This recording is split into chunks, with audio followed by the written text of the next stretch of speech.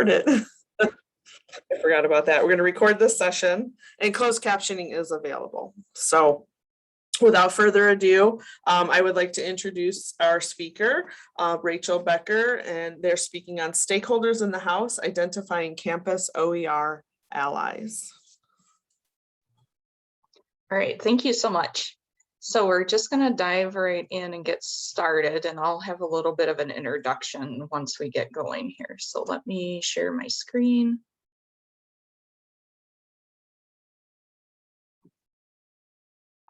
All right, so you should all be seeing my screen now. Let me go ahead and present this. So we're going to be using Menti to do an interactive presentation. There'll be several questions in here that you can use to interact with it. So I put the link to Menti in the chat along with the code, or you can scan the QR code on the screen if you have a smartphone and want to do that. If you just want to watch, that's totally fine too. So I'll give everyone just a minute to get logged into this.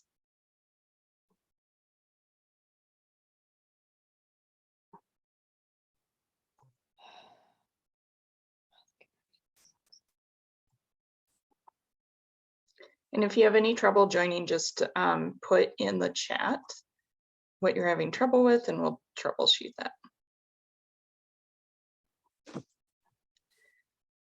All right, so we're gonna go ahead and get started here. Before we start, I just want to know kind of where everyone's at. Where is your college with OER adoption?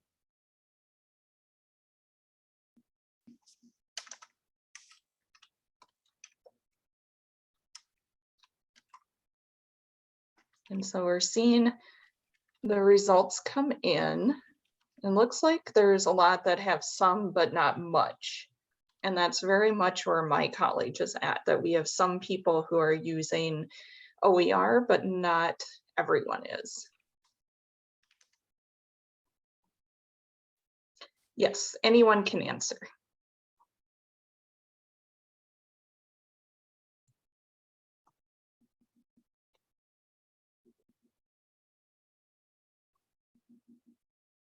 Yep, that's totally fine. Work with, or just answer however you think is best.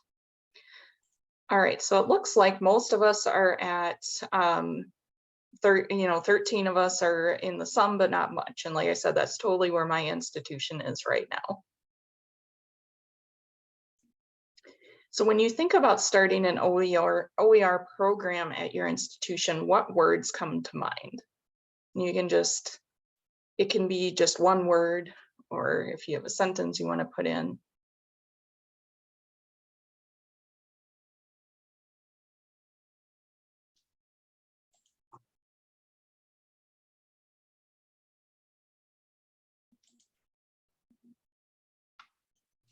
All right, so we see the words are populating on the screen here. Intimidated, stubborn faculty, important, obstacles, uphill battle, funding, overwhelming, student success, facilitating work, yes, uphill battle, awareness, obstacles, vital, resistance. So those are some that popped out to me. So, I'm seeing a lot of common themes of you may be kind of running up against a few pain points during the process. There's people who may not be as into OER as you are. And I feel that too. That's definitely something that I encounter. And I think our talk from Nicole Allen this morning really spoke to how we can work with that.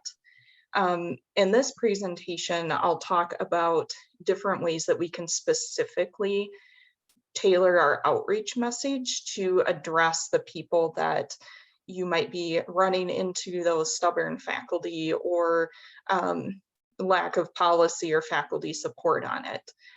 And again, there'll be interactive components like this as we go along, and you can also feel free to take notes. a copy of the slides are also posted in the forum for this, or the space for this presentation. So I'm going to go ahead and get started with the formal part of the presentation, which is stakeholders in the house identifying campus OER allies. In a little session overview, we're going to start out by identifying potential stakeholders at your institution.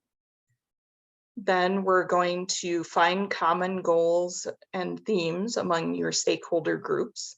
And finally, look at designing an effective outreach strategy.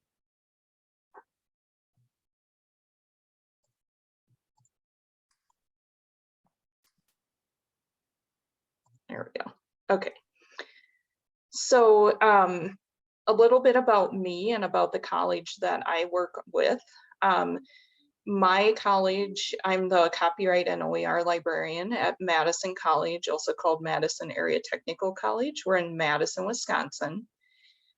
We have enrollment of about 33,000 students. Our FT is around 8,476, around in there.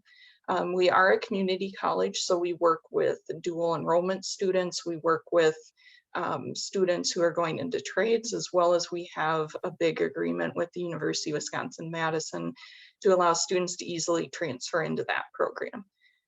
So we have a lot going on with this. One thing that I noticed when I first started working with this, and I started exploring these stakeholder components and outreach when I was in the Spark Open Education Leadership Fellowship this past year, was I wanted to look at the mission statement of my college. So we're talking about, like Nicole Allen said, with finding ways that you can have common talking points with the people at your institution. And I found that in our mission statement, which is Madison College provides open access to quality higher education that fosters lifelong learning and success within our communities. And I see, obviously the words open access are right in there, but anything that talks about the lifelong learning component success, I see a strong correlation to using open within that. So your mission statement, I think, is always a great place to go to take a look to see where you can tailor that message. Once I kind of did that, I needed to identify the specific stakeholder groups that exist in my college. And these I consider to be anybody who may be affected by textbooks, whether that's their instructors or their students purchasing the textbooks. It may be people who have an interest in the actual materials that are being used in the courses and how they might reflect different goals that they have. So some of the stakeholders that I identified were our academic affairs department, which is where I work under. It also includes financial aid, enrollment, and those types of areas. And they have a real interest in OER and making the pathway into college as seamless and easy as possible, and making sure that stuff is affordable and easy for students to get. We have a really good relationship with our bookstore. I am the co-chair of our college-wide textbook affordability committee, along with the manager at our bookstore. So we work very closely together to make sure that we can promote OER as a valid option. We have a Center for Excellence in Teaching and Learning, which is basically where our faculty go for all of their support. This is a great place to find partnerships because there are faculty who are using OER in their courses already and can be champions for that. And we'll talk about that a little bit more. Our Disability Resource Center often runs into issues when students need support for their courses, whether that's translating the material into something that they can read or listen to more effectively, or translating material into another language. And because of the way that copyright laws are in the United States, this is often a lengthy process. They are OER champions because they can take the OER content and manipulate it, do what they need to do with it right away. And this is a big a big advantage at a college where we see about 25% of our students have an accommodation. So this is a big area. Of course, our faculty are big stakeholders. Our Institute for Equity and Transformational Change looks at transforming the materials that instructors are using in their courses and making it more equitable. And this can be as easy as adding in scenarios and pictures within their content that reflect our diverse student voices, or diving deeper into bringing in OER as a way to accomplish that. We also have a nursing program, and many of you might be aware of the Open RN grant program, which has been developing a series of open textbooks for nursing. And our college is a partner in that. So our nursing program is one of our big champions. Our provost's office, which is the higher level admin, obviously, that we need to work with to achieve a lot of our goals. And our student senate, we have strong support from our students on these initiatives, and students who are very engaged in open work. So Nicole touched on this as well. The students can be one of our strongest voices. If the students are asking for something, it's very hard for our admin to say no to that or to ignore it. So now I want you to list 2 stakeholders at your institution. It can be someone who you've worked with in the past, somebody who you may think may be someone that will be affected by an OER policy. So we'll just take a minute and do that.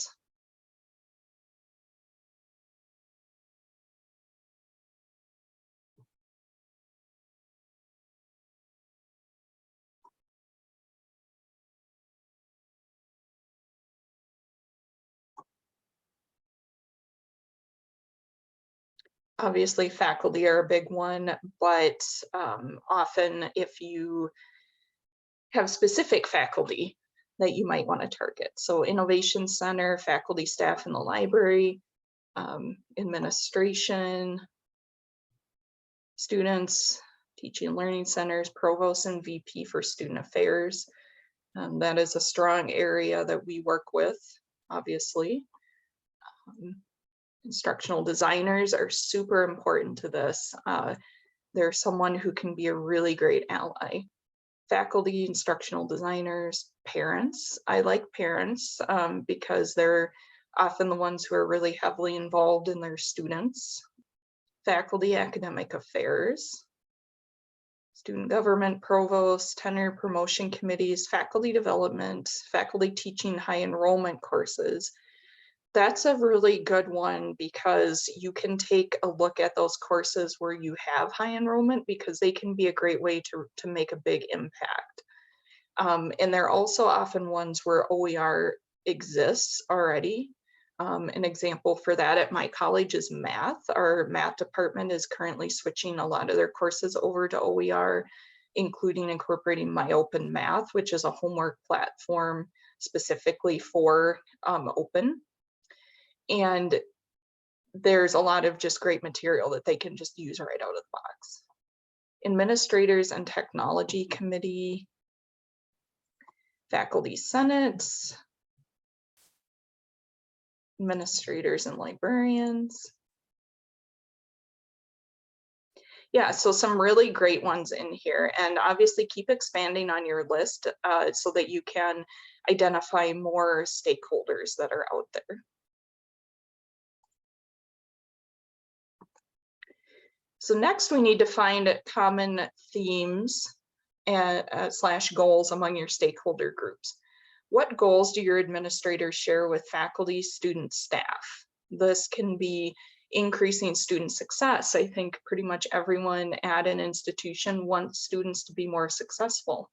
You can do this through graduation rates, GPAs, employment rates, etc.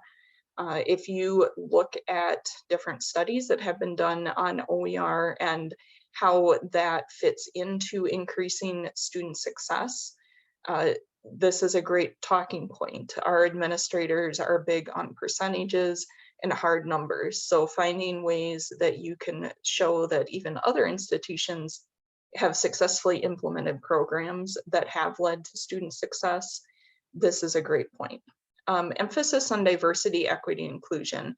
This has been my main talking point at my college because we have a textbook rental program. So students are paying a fee to rent most of their textbooks. The inclusive access and access codes aren't included in that fee. But this emphasis that we have at our college, which is a core value built into all of our departments, is a great talking point, because you can say textbooks reflect these student groups, and often it's the dominant narrative in the field. But if you're looking at including other narratives that can facilitate that, OER is a great tool for that. We also have a strong interest in student mental health and taking care of that. So that can go into increasing the predictable spending that students have. So reducing those access codes, reducing overall financial stress for our students. Our average age of our student population is 27, and the vast majority are working parents, they're working full-time, or they have other outside things going on. And then just overall making sure that students have access to their textbooks. This can be during COVID, we saw our students had a harder time obtaining the textbooks that they needed from the college because we were shut down or other issues were going on. Are there other problems that OER could help solve, including if there's high DFW or what's called drop fail withdrawal rates in key courses? For this math is a big one. There's a lot of courses that use math that students just don't make it through, or it takes them several times. And being able to bring that cost down so that if they do need to repeat that course, that's a great way to do that. There may be lower retention rates among some demographic groups. Our college, we see the biggest gap in success and retention among African American males. So this is an area that we can really target. And then finally, rising textbook costs. So we all know that that's a big problem, but it's also something that a lot of groups connect on. So when I pull out a common theme, figure out what areas that fits into among my identified stakeholder groups. For me, I pulled out diversity, equity, and inclusion. It's embedded in our academic affairs plan for social sciences. OER is embedded within that, as well as increasing how our materials reflect and accurately reflect our diverse student population.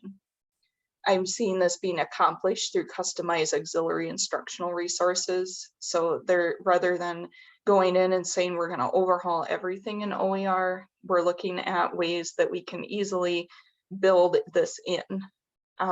DRS, our Disability Resource Services, again, they have timely adoption of content to meet accessibility needs without the long copyright wait times. And we have a lot of dual enrollment students, so students who are in high school but taking college level courses with us. In some districts, they don't have the financial ability to pay for these textbooks, or the school districts just don't have the resources to send students into these dual enrollment courses. But when we build in OER into that, we can have the success of students spread out across all of our districts, from the ones who have that ability to pay down to the ones who don't.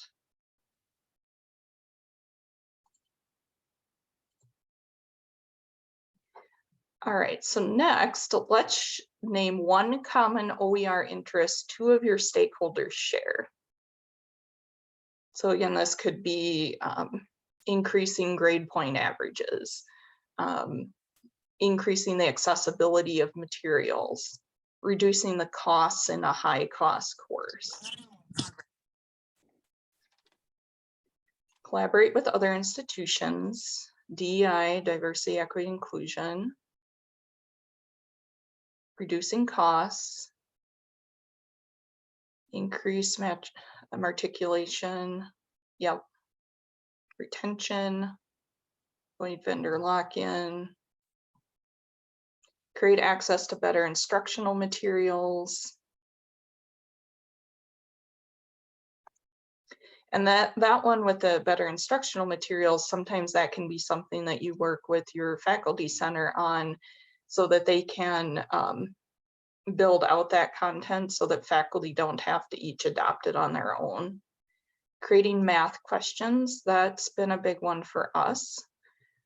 Creating questions that instructors can easily edit and adjust. Student mental health, that's been an important one, especially since COVID, and we saw a big increase in students accessing our mental health support services at our campus. The collaborate with other institutions, that is one we work closely with our K through 12 because of our dual enrollment programs. So that can be a really good space to look at. Creating content that is relevant, case studies, local companies, yep. So tailoring your content to your institution. And completion rates, collaboration among faculty, staff. So these are all really great ones, and ones that can be used then for your talking points when you go to discuss OER with your your stakeholders. So now we need to look at designing an effective outreach strategy. So you've kind of identified your stakeholders, you've identified your common themes. Now a great place to start is find your allies. Who has expressed OER interest in the past? It could be faculty who have reached out to you for OER, faculty who currently use OER at the college. Sometimes faculty aren't aware that they're using OER. This I see a lot with faculty who use OpenStax. They use it because it's a great resource, but they aren't aware that it's actually has the label OER. So this can be a great place to look, is if you can partner with your bookstore to see who has adopted what. Student groups. Students are powerful voices on your campus. Going and talking to them with some of the key points that you talked about earlier, like student mental health, increasing access to materials, that sort of thing can be a great talking point with students. Administrators with interests or shared goals, finding ways that you can connect with your administrators, whether it's pulling out case studies that show how successful students are with using OER, or the voice of your student groups. This can be a great place. So find your champion among the administrators. And then there's what I call easy departments. So subjects with existing OER that don't need a lot of tweaking, like a lot of math is that way, especially the kind of general ed math courses. Currently using some OER. Do you have programs that are using a mixture right now? And maybe they'd like to figure out ways to incorporate content that's complementary to that OER textbook that they use, or vice versa. High textbook costs. Are there certain departments that you see that are taking up a bigger chunk of the textbook budgets? This can be our nursing departments, for example. Their textbooks were very expensive before this OER was developed. Or are there courses that use really expensive textbooks now that maybe reducing that cost could increase how many students take the course? It could increase how many students finish the course. So those can be all great areas to pinpoint when you're getting started. When you're establishing an effective outreach strategy, there's key important things that you need to recognize when you're looking at people who might be considering adopting OER, because it's a really awesome tool, but it does require time. So respecting the time that your faculty have. I recognize at my institution, we don't currently have OER grants. So asking a faculty member to create an OER on their own time is a big ask when they're teaching 5 courses at a time. Maybe funding would be a great way to build in that ability. There may be a low comfort level with OER. OER is it's nuanced. It's a really great concept, but it can get really overwhelming. So letting your faculty know that they don't need to know everything about OER, that if you are there to support them, that you're the one who's the expert in that area and they can focus on what they need to do. It can be a lack of institutional support. So if you don't have the support from your administrators or from above, this can be a real pain point depending on what's going on. So when I was working on my Spark Fellowship, I interviewed about 12 stakeholders that I had identified earlier. And I really wanted to have an honest conversation with them. I wasn't there to try to convince them to adopt OER. I really wanted to know how they perceived it and kind of what their thoughts are on it. And this is the common themes that came out of that. There was a big lack of time for development. So our faculty are busy just like everyone is, but to put in that extra ask is hard. Funding for projects, there's not currently funding for OER. Unaware of who to contact for information. So although I feel like I'm putting myself out there quite a bit as a resource, I'm finding that people aren't finding that information as easily as they should be able to. There's fears of copyright and violating copyright. So not really grasping that concept of Creative Commons as opposed to traditional copyright, which is a very intense and complex thing. But again, it's something that I can understand deeply, but guide them in their process.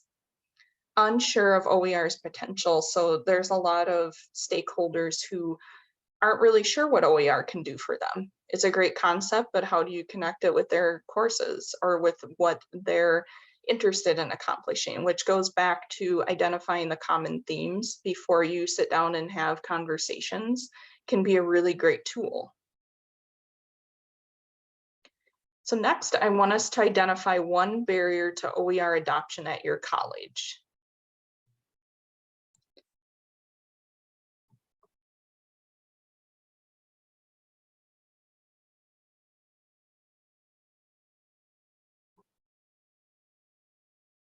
And this is, it can obviously funding is a huge one, time, lack of understanding, motivated faculty I see in the chat, time to adopt, institutional support, faculty don't have time to do it.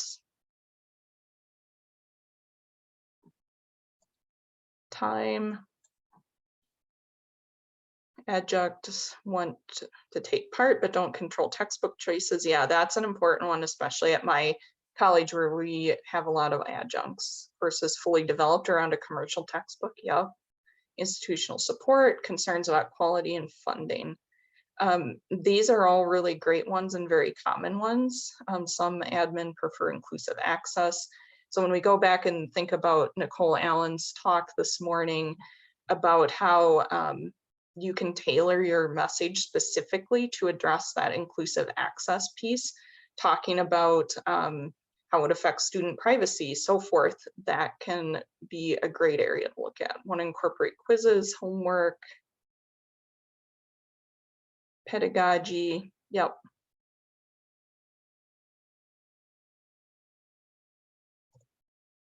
And one that I can't quite see, concerned about peer-reviewed items aren't blind peer-reviewed. Yeah, so if that's a concern, looking at how you can promote the open textbook library, for example, which has those peer-reviewed content in there.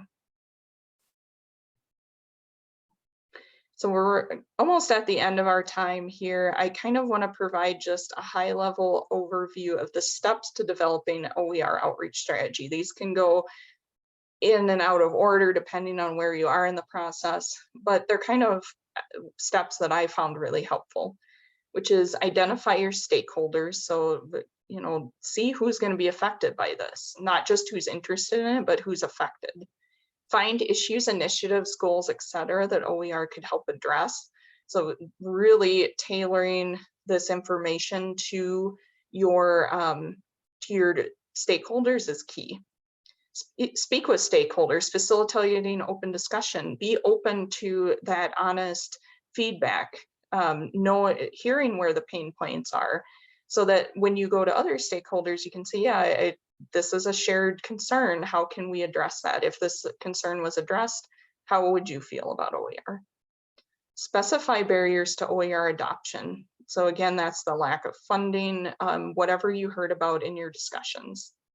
Identify OER allies. Who are your champions? Who is using OER effectively and can speak faculty to faculty about what it's doing for them and why they like it? Target those easy departments or subjects for adoption and outreach, or those ones that may have a greater impact. OER may have a bigger impact on those students. Articulate your talking points for each. So make sure that you are aware of all of your various talking points before you go in, because OER is such a big area and so important. Being able to tailor your message depending on who you're speaking with. And finally, gather your outreach materials. I have several different presentations that I do depending on what stakeholder groups I'm talking to, so that I can say, administrators, I share hard numbers, students, I share more abstract concepts, seeing how you can tailor that message.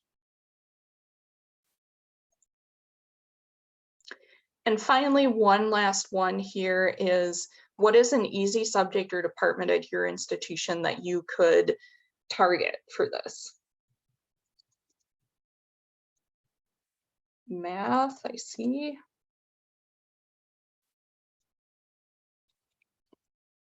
Statistics. Chemistry, calculus. Tax, okay.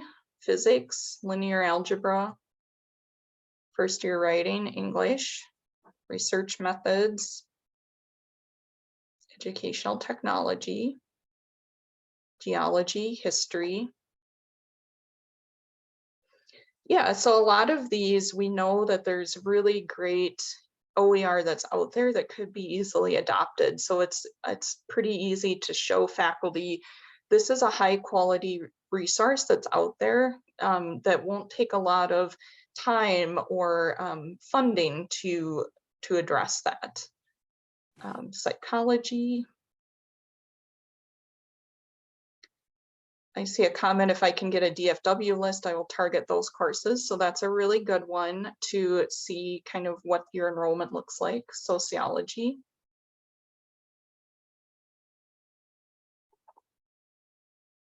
Yeah, so some really great ideas here. I am going to, oops, just advance the slide. So that was kind of my method that I use. Obviously, there's a lot of ways to do this, but I kind of find having that outline before you kind of launch into it can be a really useful tool. My email is here on the screen. I'm also going to type it into the chat here, and I'm happy to chat about the work that I do and kind of how I've shaped this message. OER is not something that's universally adopted at our college, but it's something that I see more interest in and more awareness, especially among our students and administrators, which I think will kind of trickle up and trickle down, as it were, to seeing sustainable change during our time here. And if you have any questions, feel free to put them in the chat. Or if you want to unmute and ask, that would be fine with me too. Just going to stop sharing.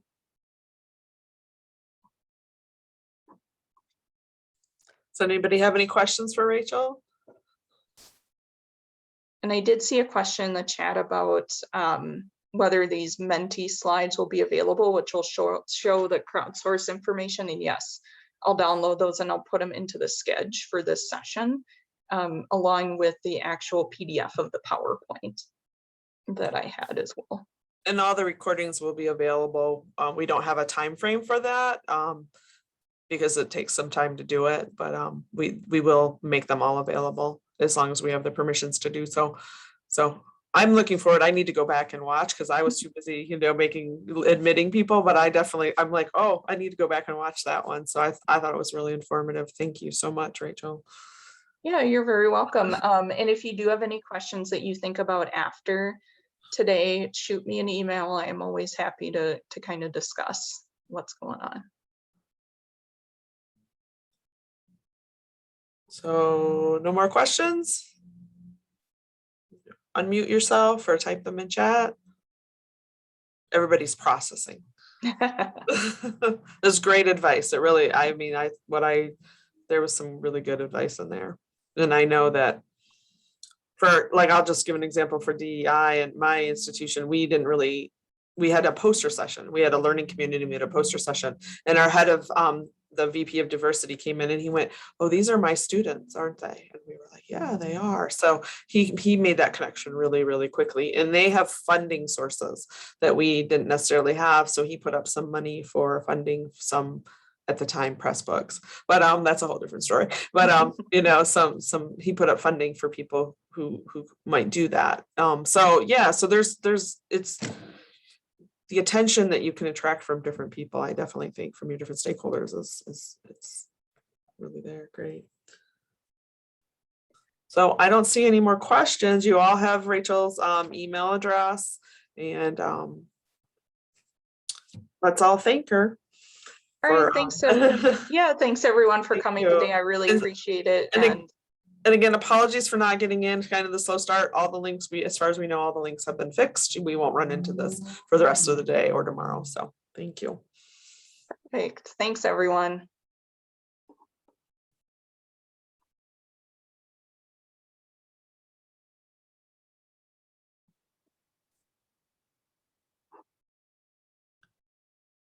Thanks so much for facilitating.